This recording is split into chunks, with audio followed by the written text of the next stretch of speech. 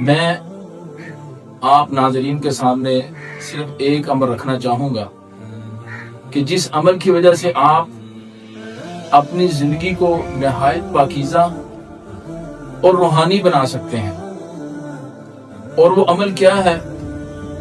کہ آپ ہر وقت اپنے آپ کو باوضو رکھنے کی کوشش کریں۔ تو جس وقت آپ اپنے آپ کو باوضو رکھنے کی کوشش کریں گے، ماہر نفسیات ان کا کہنا بھی ہے، نبی علیہ الصلوۃ والسلام کی احادیث مبارکہ بھی ہیں، آپ کو روحانی طور پہ، آپ کو جسمانی طور پہ ایسی چیزیں ملیں گی، ایسے فوائد ملیں گے، شاید ایسی چیزیں، ایسے فوائد آپ کو اس عمل کے سوا کسی اور عمل کے ذریعے نہ مل سکے۔ سب سے پہلی چیز کہ وضو جو ہے یہ ایک مستقل عبادت ہے۔